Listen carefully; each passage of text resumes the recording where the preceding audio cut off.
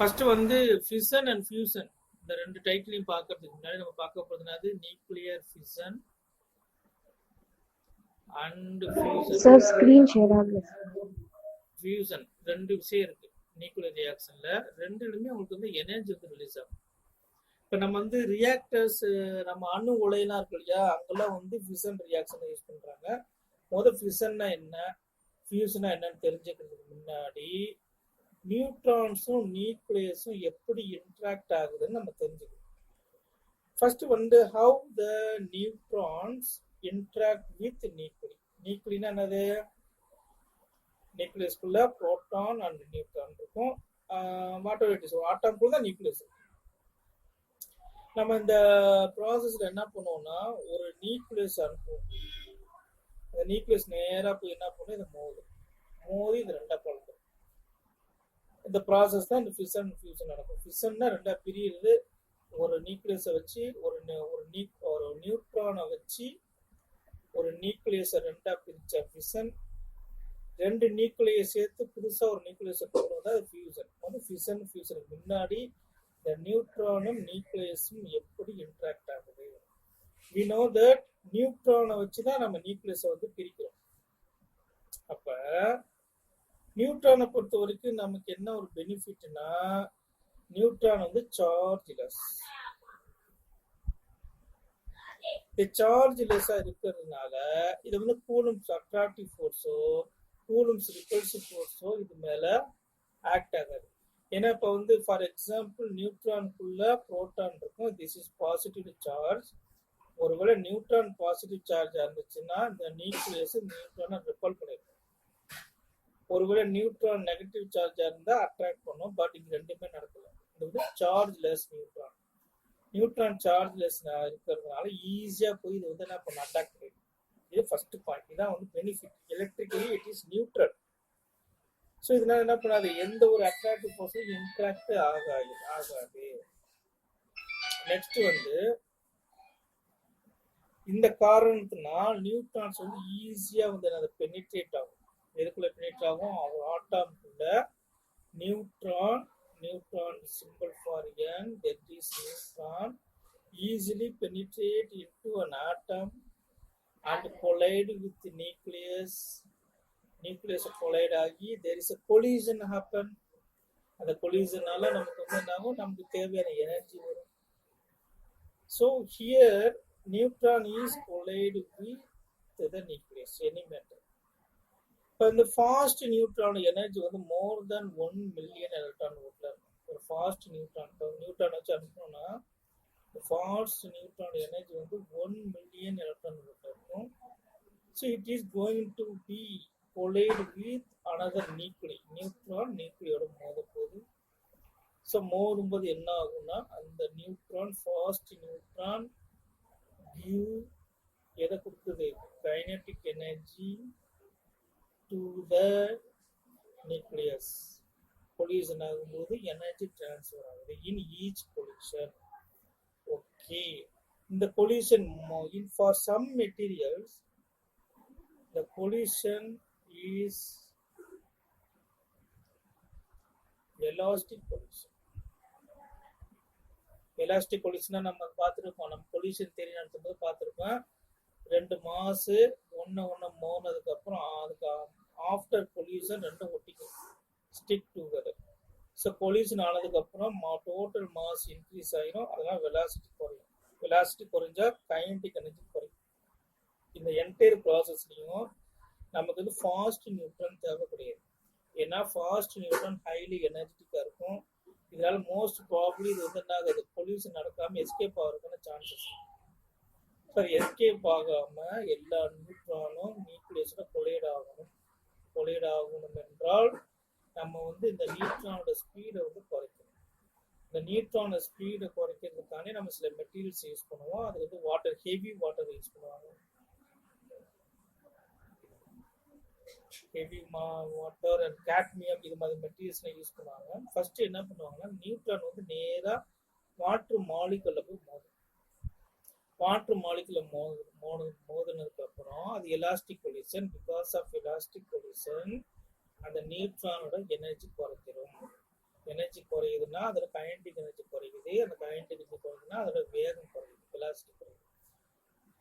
Velocity collision, elastic collision நடந்ததுக்கு அப்புறம் இந்த நியூட்ரானுக்கு பேர் வந்து என்னன்னா தெர்மல் நியூட்ரான். ஏன் தெர்மல் நியூட்ரான் சொல்றோம்னா, after collision it is coming to thermal equilibrium. That is very very very important. The thermalized neutron, thermalized nucleon சொல்லுவாங்க. which one is a thermal neutron? அந்த ஃபாஸ்டா இருக்கிற நியூட்ரான் ஒரு material, any material, heavy water வந்து மாடரேட்டர்னு சொல்லுவாங்க. அந்த மாடரேட்ல மோதினதுக்கு அப்புறம் அந்த நியூட்ரானோட ஸ்பீடு குறையுது. ஸோ ரெண்டு மோதினதுக்கு அப்புறம் எனர்ஜி டிரான்ஸ்ஃபர் நடக்கும். எதுக்கு எனர்ஜி டிரான்ஸ்ஃபர் நடக்கும்? ஃபாஸ்ட் நியூட்ரானுக்கும் மாடரேட்டரோட ஆட்டாமிக் நியூக்ளியஸ்க்கும் எனர்ஜி டிரான்ஸ்ஃபர் ஆகும். டியூரிங் திஸ் ப்ராசஸ் ரெண்டுமே வந்து தெர்மல் ஈக்குலிபிரியம்ல வந்துருது. அதனால தெர்மல் நியூட்ரான் சொல்லுவோம். தெர்மல் நியூட்ரானோட வேகம் வந்து கம்மியா இருக்கும், கைனடிக் எனர்ஜி கம்மியா இருக்கும். ஏன் இங்க கைனடிக் எனர்ஜி நம்ம கம்மி பண்றோம் என்றால், நேரா அங்க ஒரு நியூக்ளியஸ் இருக்கு, ஒரு நியூட்ரான் வந்து வேகமா அனுப்புறோம்னா அதை பெனிட்ரேட் ஆகி கிராஸ் பண்ணி போயிடும். ஃபுல் ஸ்பீட்ல வந்துச்சுன்னா, இப்போ நமக்கு ஃபுல் ஸ்பீட்ல வரக்கூடாது. அந்த நியூட்ரான் என்ன ஆகும்னா நேரா நியூக்ளியஸ்க்குள்ளார போய் சிக்கிக்கும். இதுக்கு பேர் வந்து நியூட்ரான் கேப்சர் சொல்லுவாங்க. நியூட்ரான் கேப்சர் நடந்ததுக்கு அப்புறம் உள்ளுக்குள்ள நியூட்ரான் போயிருது. அப்ப எனர்ஜி இன்க்ரீஸ் ஆகும். மாஸ் எனர்ஜி தேரம் டெல்எம் E=mc² படிச்சோம் இல்லையா? According to mass energy theorem there is என்ன ஆகும், அந்த நியூக்ளியஸ் ரெண்டா பிரிஞ்சு ரெண்டு சின்ன நியூக்ளியஸா மாறிடும். இப்ப நம்ம என்ன பண்ணோம்னா, ஒரு ஹெவியர் நியூக்ளியஸை ஒரு தெர்மல் நியூட்ரானை வச்சு ரெண்டா பிரிச்சு ஒரு சின்ன நியூக்ளியஸா மாத்துறோம். ஹெவி நியூக்ளியஸுக்கு பேர் வந்து பேரண்ட் நியூக்ளியஸ். வர அதுக்கு இந்த ப்ராடக்ட் இது வந்து ப்ராடக்ட் ரெண்டு சின்ன நியூக்ளியஸா வருது இல்லையா, அதுக்கு வந்து டாக்டர் நியூக்ளியஸ் சொல்லுவாங்க. ஸோ இது என்டையர் ப்ராசஸ்ல நமக்கு ரொம்ப முக்கியமான ஒரு விஷயம் என்னன்னா தெர்மல் நியூட்ரான். இது பேர் வந்து தெர்மலைஸ் த நியூட்ரான். இந்த தெர்மலைஸ் நியூட்ரான் தெர்மலைஸ் ஆனதுக்கு அப்புறம் தான் அந்த நியூட்ரான் என்ன ஆகுது, கேப்சர் ஆகுது. எதுக்குள்ள கேப்சர் ஆகுது?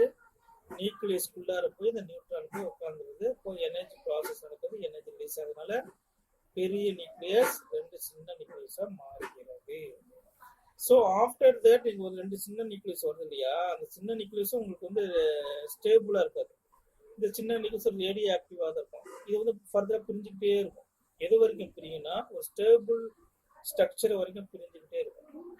So during this process it is undergone the beta take.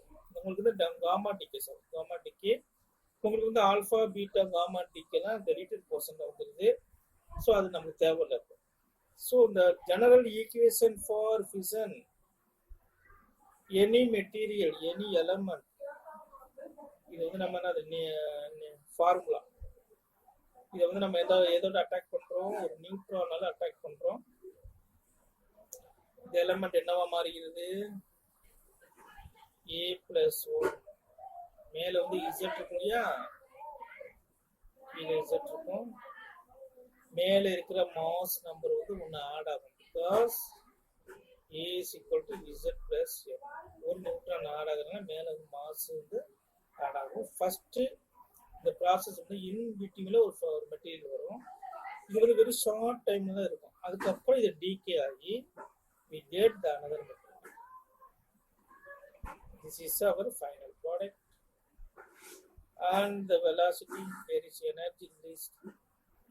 This is general formula for fission. இது ரொம்ப முக்கியமான ஃபார்முலாஸ். ஐயா இப்போ உங்க புக்குக்கு வந்துருங்க. புக்கில் என்ன சொல்லிக்கிறாங்க, புக்கில் வந்து என்ன சொல்லியிருப்பாங்க, heavy nucleus, here we are using uranium-235. அதில் வந்து ஒரு நியூட்ரானை பாஸ் பண்ணுறோம். பம்பார்ட்மெண்ட் சொல்லுவாங்க. பம்பார்ட்மெண்ட் ஒரு நியூட்ரானுக்கு அனுப்புறீங்க. யுரேனியத்தை வந்து பம்பார்ட் பண்ணுது. Thermal neutron hit the uranium nucleus. Uranium நியூக்ளியஸ்ல வந்து ஒரு Z வேல்யூ இன்க்ரீஸ் ஆகுது. Z A+M. இது வந்து வெரி ஷார்ட் டைம்ல சஸ்டெயினா இருக்கும். அதுக்கப்புறம் இது வந்து பிரியும். இங்க வந்து 2 மணி பிஏ, இது பிஏ கிரிப்டான், இது பேர் கிரிப்டான், பிஏ பேர் பிஏ பேர் மறந்துட்டோம். ஓகே, எலிமெண்ட் நேம் பார்த்தோம். This is the krypton. இப்போ திஸ் என்டையர் ப்ராசஸ் இது வந்து என்ன ஆகும், இது பேரியர். ஓகே, ஃபர்தரா அது வந்து என்ன ஆகும், டீகே ஆகிட்டே இருந்து ஃபைனல் ஸ்டேபிள் மெட்டீரியல் வரும். அதே மாதிரி கிரிப்டான் என்ன ஆகும், கொடுத்துக்கிட்டே ஸ்டேபிள் ஸ்ட்ரக்சர் வரும். Plus we have 3 neutron. ஒவ்வொரு ஃபியூஷன் ரியாக்ஷன்லையும் we have approximately 2.5 average. So இந்த ப்ராசஸ் இதோட முடியுமானா முடியாது. ஒன்ஸ் நீங்க ட்ரிகர் பண்ணிட்டீங்கன்னா இந்த கடைசியாக உங்களுக்கு எண்டில் ஒரு neutron again initiate the process. இது போய் அடுத்த நியூக்ளியஸ் அட்டாக் பண்ணும். இது கண்டினியூஸாக செயினிக் ரியாக்ஷன் நடக்கும். So this is a barium, this is a krypton. We have a similar process. One process is another process we get another material, different materials. This is a very much important topic concept called nuclear fission.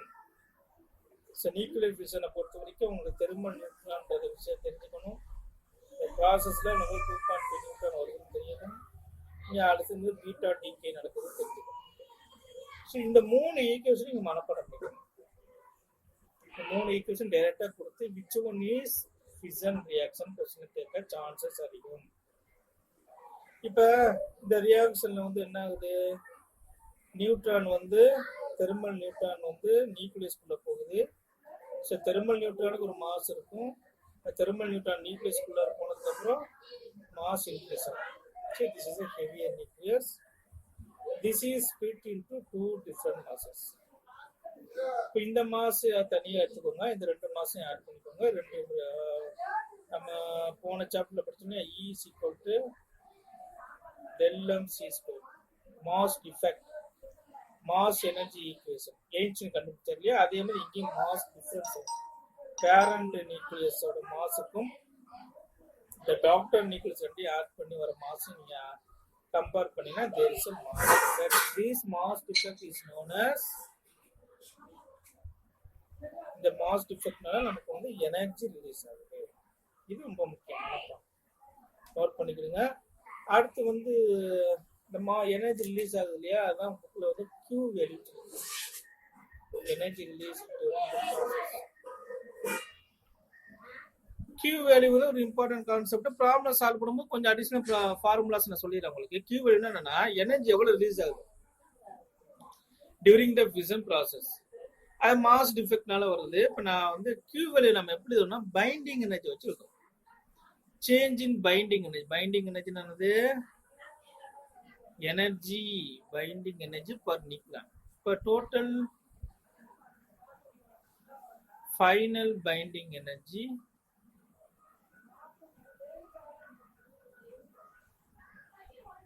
Minus initial எழுதலாம். or otherwise I rearrange the formula. Final binding energy per nucleon, this is per nucleon, binding energy per nucleon into final number of nucleon. Nucleons அப்படிங்கிறது என்னது, A is equal to Z plus N. This is mass number is equal to the number of nucleons. என்னன்னா நியூக்ளியான்ஸ்குள்ள உங்களுக்கு என்ன, நியூக்ளியஸ்குள்ள என்ன இருக்கும், proton and neutron இருக்கும். Z plus N இந்த ரெண்டையும் சேர்த்தா தான் nuclear number. A is equal to number of nucleons, confuse ஆகக்கூடாது. Minus initial binding energy per nucleon into initial number of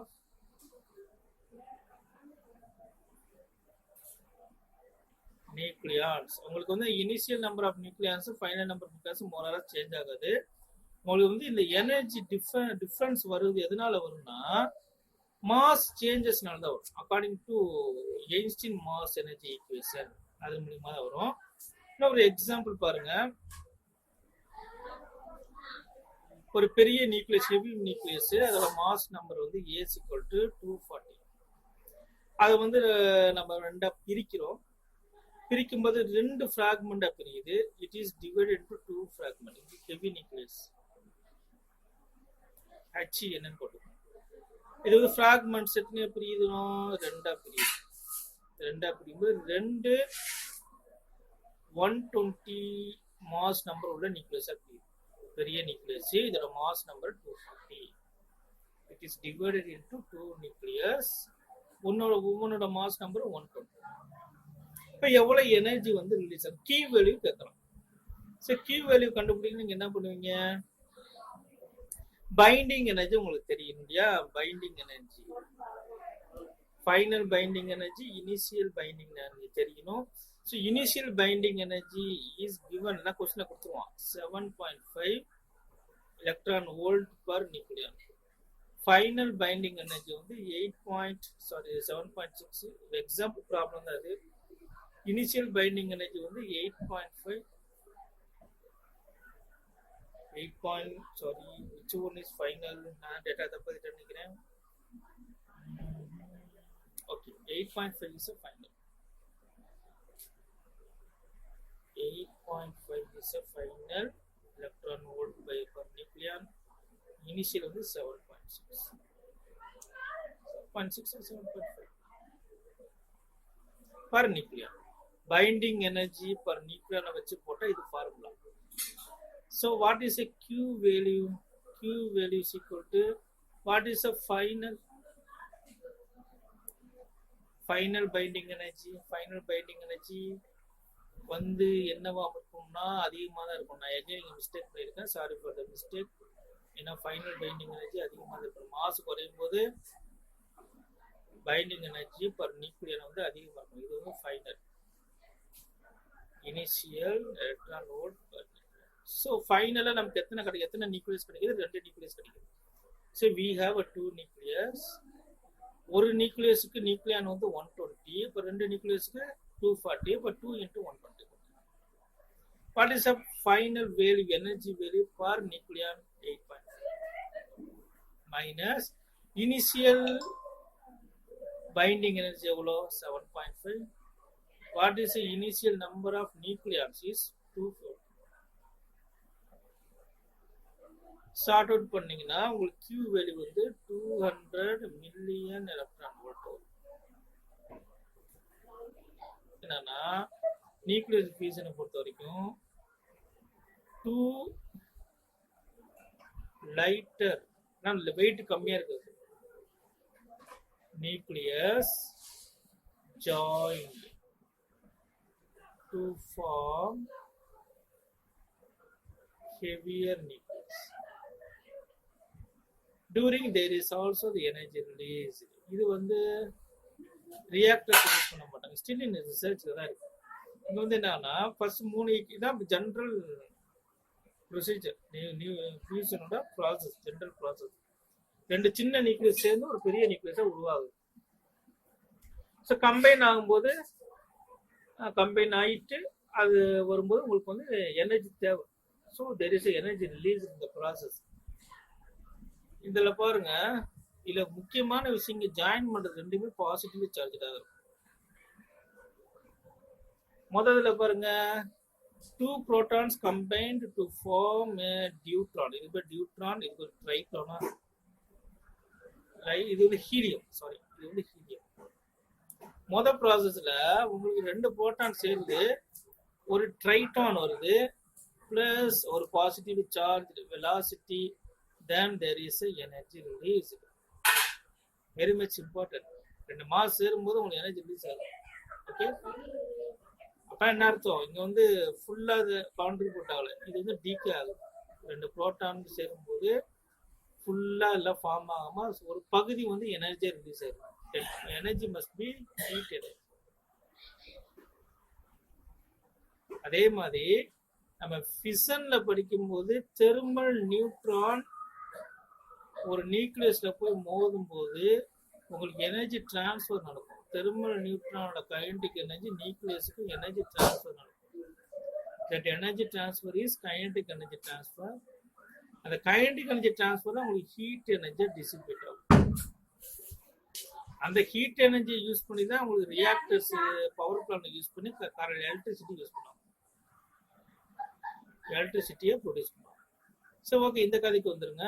இப்போ ரெண்டாவது ப்ராசஸ்ல பாருங்க, இங்க ரெண்டு டியூட்ரான்ஸ் சேர்ந்து லைட் ஐசோடோப் ஹீலியம் ப்ரொடியூஸ் பண்ணுறது. தேர் இஸ் ஆல்சோ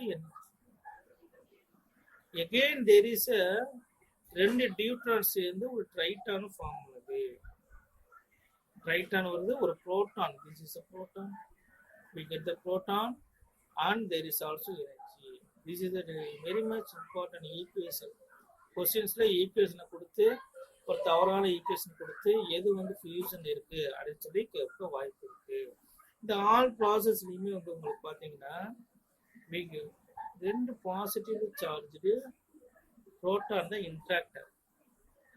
அப்ப ஃபிஷன் ரியாக்ஷனை பொறுத்த வரைக்கும் நியூட்ரான் நியூக்ளியஸும் மோதுது. நியூட்ரான் வந்து சார்ஜ்லெஸ், நியூட்ரலி சார்ஜ், அது சார்ஜ் கிடையாது, அதனால ஈஸியா ப்ராசஸ் முடிஞ்சிடும். ஆனா இங்க வந்து பாருங்க ரெண்டுமே சேருது. ரெண்டு பாசிட்டிவ் சார்ஜ்னால சேர முடியுமா? There is a repulsive force. அந்த ரிப்பல்சிவ் ஃபோர்ஸ் இருக்குல்லையா, அதான் என்ன சொல்லுவாங்க, எனர்ஜி பேரியர். நம்ம வந்து பொட்டன்ஷியல் பேரியர்னு எதுல படிச்சிருப்போம்? செமிகண்டக்டர்ஸ்ல படிச்சிருப்போம். அதே மாதிரி here there is a energy barrier. எதனாலனா ரெண்டு புரோட்டானையும் சேர விடாம there is a force acting between the two proton, two positive charge, that is a repulsive force. This repulsive force normally on the average of 400 electron. இப்போ இதை over come பண்ணி வந்து ரெண்டு நம்ம சேர்க்கணும்னா எப்படி நம்ம சேர்க்க முடியும்?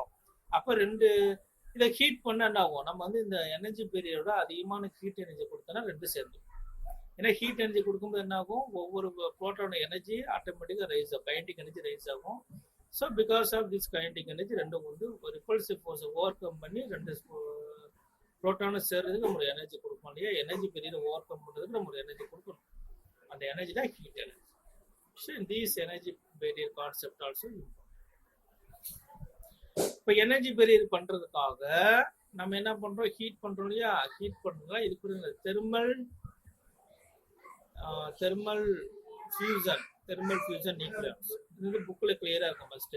Thermal fusion. ஓகே, இதுதான்ப்ப இந்த பாருங்க என்ன சொல்லிருக்காங்க பாருங்க. ஒரு மெட்டீரியல் நியூக்ளியஸ் கொடுத்துருக்காங்க. இதுல வந்து எத்தனை புரோட்டான் இருக்கு, எத்தனை நியூட்ரான் இருக்குன்னு கேட்குறான். இதுல வந்து ஜெனரல் ஃபார்முலா ஆஃப் என்னது, மேல 226 கீழே 88 இருக்கு. ஓகே, மேல இருக்கிறது மாஸ் நம்பர் ஏ கூட என்னது Z plus. இப்போ n உங்களுக்கு எவ்வளவு? நமக்கு வந்து நம்பர் ஆஃப் நியூட்ரான்ஸ் தேவை. we need to find the number of neutrons. வேணா Z என்னது டினாமினேட்டர், இங்க இருக்க வேல்யூ Z வேல்யூக்கு என்னன்னா சொல்லிருப்பாங்க அவங்க. Z is known as proton number. இன்னொரு பேர் நான் உங்களுக்கு என்ன சொல்லி கொடுத்தேன்? atomic number. Okay, so from this equation you easily find out the number of neutrons. So number of neutrons is equal to mass number minus atomic number or proton number. What is mass number? Mass number is 226. What is atomic number? That is 88. It is given by 138 neutron number.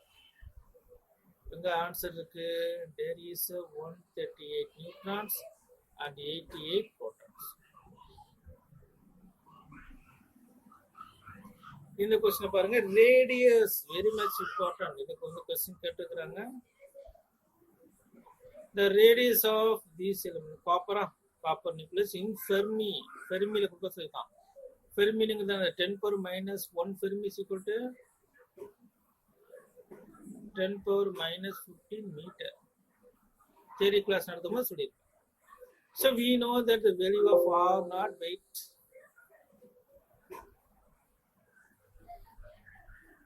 சரி, இப்போ வந்து நம்ம என்ன radius தானே கேட்கறோம். இப்போ ரேடியஸுக்கு என்ன formula? நம்ம ஜெனரல் ஃபார்முலா ஒன்று பார்த்துருக்கோமே, சைஸ் ஆஃப் த நியூக்ளியஸ் நடத்தும்போது சொல்லியிருக்கேன். Radius of nucleus equal to R naught A power 1. This is a formula.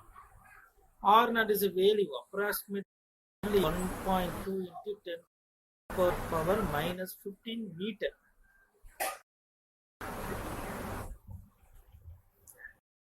What is the value of A?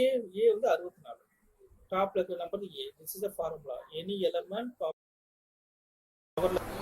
கீழே சாரி தலையில A இருக்கும், மாஸ் A அஜித்னு வச்சுக்கோங்க, அஜித். ஓகே, கீழே வந்து ஏவோட வெளிங்கினது 64 பவர் 1/3. சால்வ் பண்ணுங்க. எவ்வளவு வருது? 1.2 into 10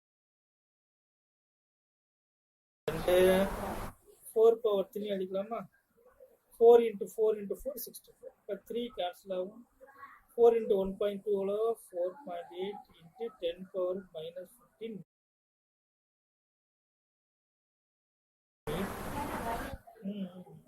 This is a meter. femtometerல சொல்லணும். ஃபெர்மி மீட்டரா அது சாரி. ஓகே, ஃபெர்மினா எக்ஸம் தான் ஃபெர்மி. ஓகே, ஃபெம்டோனா ஃபெர்மினா 4.8. இது 4.8 ஃபெர்மி. மீட்டர்ல ஃபெர்மிக்கு மாத்துறதுக்கு 10 power 15 அளவு இருக்கும். ஸோ 0.4